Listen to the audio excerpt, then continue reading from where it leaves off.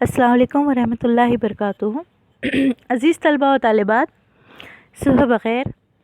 प्यारे बच्चों, जमात 11वीं से हम उर्दू निसाब में मेरी गुज़िश्त इस सवाने को देख रहे थे।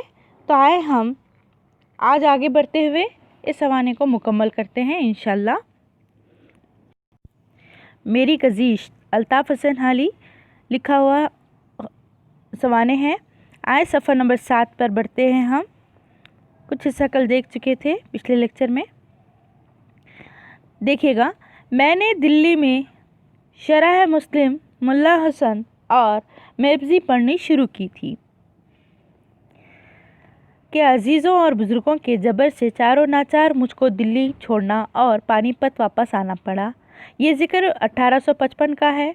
दिल्ली से आकर बरस डेढ़ बरस तक पानीपत से कहीं जाने का इत्तेफाक नहीं हुआ। यहाँ पर क्या बताया गया कि मुसन्निफ़ को चूँकि पढ़ाई का बहुत ज़्यादा शौक़ था, वो बहुत ज़्यादा पढ़ना चाहते थे, लेकिन कुछ हालात की वजह से, कुछ मजबूरियों की वजह से वो पढ़ाई को तर्क करने पर मजबूर हो चुके थे। यानी कि घर वालों ने उन्हें ज़बरदस्ती उनकी शादी करवा दी थी। उनके अजीज़ से ही उनकी शादी हुई थी। उसके बाद इनके लिए सारे दरवाज़े बंद हो चुके थे, तालीम के सारे रास्ते मुनक़ता हो चुके थे, मसदूद हो चुके थे। लेकिन अपने घर वालों से बचते बचाते वो दिल्ली पहुँचे। वहाँ जाकर उन्होंने क्या किया, वापस से अपना तालीमी सिलसिला शुरू कर दिया था। वहाँ शरह मुस्लिम मुल्ला हसन और मैबजी पढ़नी शुरू कर दी थी। ये सही मुस्लिम शरह मुस्लिम क्या है, दरअसल सही मुस्लिम हदीस शरीफ की किताब है। तो उसी तरह से यहाँ पर तिरमिज़ी, मबजी वग़ैरह ये सारी किताबें उन्होंने पढ़ी। लेकिन उनके जो बुज़ुर्ग थे, उनके जो अज़ीज़ लोग थे, उन्होंने बहुत इसरार किया। उन्होंने बहुत ज़्यादा उन पर जबर किया। जबर करने से मुराद वापस बुलाने के लिए इसरार करना है, यहाँ पर जुल्म सितम के माने नहीं लेंगे। तो उन्होंने क्या किया, जब इसरार करे तो बहुत ही मुश्किल से, बहुत ही ना चाहते हुए, यहाँ जबर के माने ना चाहते हुए भी ले सकते हम, मुश्किल से पानीपत वापस आए, दिल्ली को छोड़ दिया। ये 1855 की बात है। लेकिन यहाँ आने के बाद बरस डेढ़ बरस यानी साल डेढ़ साल तक वो कहीं जा नहीं पाए।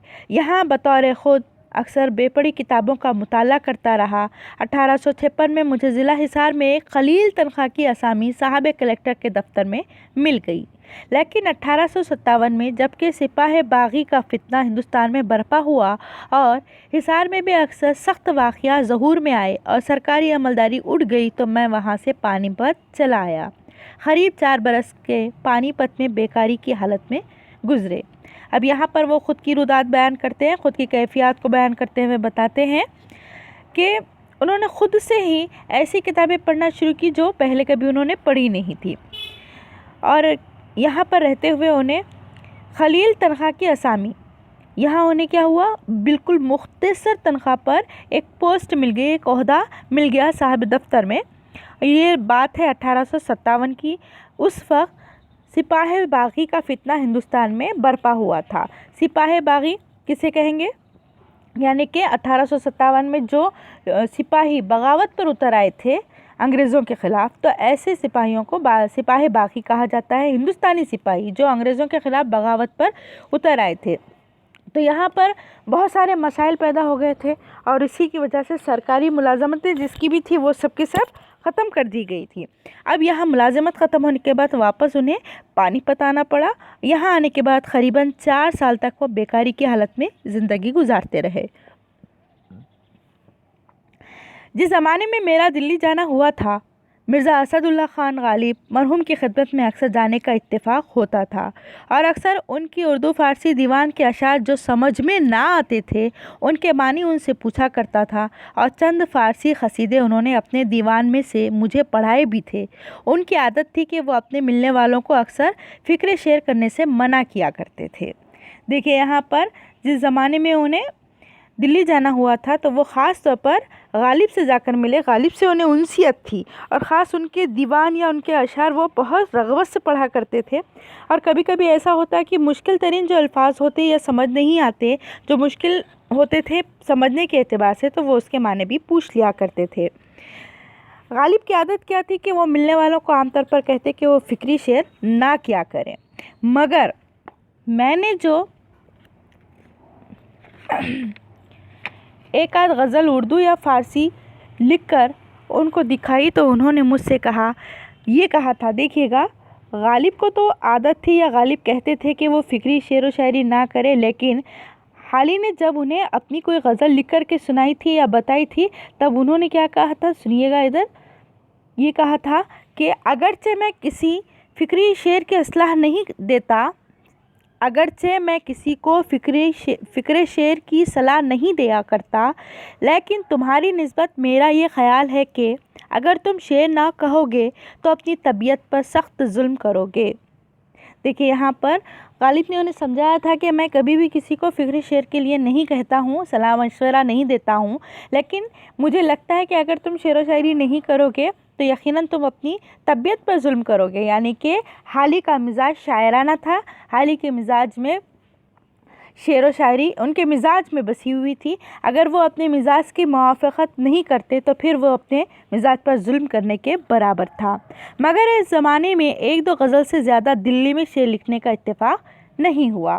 اس زمانے میں جب وہ دلی میں تھے تو ایک دو غزل کے علاوہ اور زیادہ کچھ نہیں لکھ پائے۔ آگے دیکھیے گا، غدر کے بعد جب کئی برس پانی پت میں گزر گئے تو فکر معاش نے گھر سے نکلنے پر مجبور کیا۔ حسن اتفاق سے نواب مصطفیٰ خان مرحوم رئیس دلی و تعلقہ دار جہانگیر آباد فتح بلند شہر سے شناسائی ہو گئی اور 8-7 برس تک بطور مصاحبت ان کے ساتھ رہنے کا اتفاق ہوا۔ نواب صاحب جس درجے کے فارسی اور اردو زبان کے شاعر تھے، اس کی بنسبت ان کا مذاق شاعری بامراتب بلند تر اور اعلیٰ تر واقع ہوا تھا۔ دیکھیے یہاں پر حسن اتفاق سے نواب صاحب جو ہے مصطفیٰ خان مرحوم رئیس دلی اور تعلقہ دار جہانگیر فتح بلند شہر سے شناسائی ہو گئی۔ شناسائی ہونا، جان پہچان ہونا، ملاقات ہو جانا، اور 8-7 برس تک بطور مصاحبت ان کے ساتھ رہنے کا، یعنی ان کی صحبت میں۔ مصاحبت کے معنی یہاں پر ساتھ میں یا صحبت کے ہوں گے، تو یہاں ساتھ میں رہنے کا اتفاق ہوا۔ ان کے بارے میں بتاتے ہیں کہ اردو زبان کے شاعر تھے اور ان کی نسبت ان کا مذاق شاعری یعنی شاعری کا جو ذوق تھا وہ بہت زیادہ بلند تھا، اعلیٰ تھا۔ انہوں نے ابتدا میں اپنا فارسی اور اردو کلام مومن خان مومن کو دکھایا تھا۔ مومن خان مومن بھی اردو دنیا کے مشہور شاعر ہیں، مگر ان کے مرنے کے بعد وہ مرزا غالب سے مشورہ سخن کرنے لگے تھے۔ مشورہ سخن کا مشورہ کرنا، کلام کے بارے میں پوچھنا، بات کرنا، صلاح لینا۔ میرے وہاں جانے سے ان کا پرانا شعر و سخن کا شوق جو مدت سے افسردہ ہو رہا تھا تازہ ہو گیا۔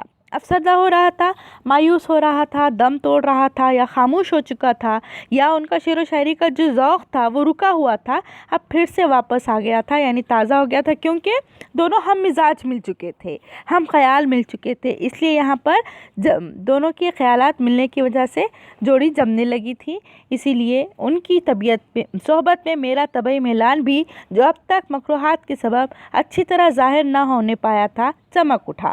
جب ایک جیسے بندے ہوں، ایک جیسے خیالات کے بندے ہوں تو پھر مل بیٹھنے کا مزہ ہی دوبالا ہو جاتا ہے۔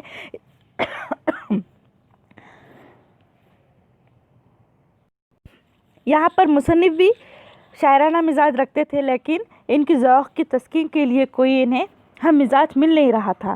جیسے ہی یہاں پر مصطفیٰ خان مرحوم ملے تو یہاں ان کے ذوق کو آگے بڑھاوا ملنے لگا، مزاج بھی ان کا چمک اٹھا۔ اسی زمانے میں اردو اور فارسی کے اکثر غزلیں نواب مرحوم کے ساتھ لکھنے کا اتفاق ہوا۔ انہی کے ساتھ میں بھی جہانگیر آباد سے اپنا کلام مرزا غالب کے پاس بھیجتا تھا۔ حالانکہ یہ لوگ پہلے کیا کرتے تھے، مومن خان مومن کو دکھایا کرتے تھے، خاص طور پر مصطفیٰ صاحب، لیکن مومن خان مومن کے انتقال کے بعد مرزا صاحب کو انہوں نے اپنا مشورہ سخن دکھانا شروع کیا تاکہ مشورہ لے سکے۔ وہ مبالغوں کو ناپسند کرتے تھے۔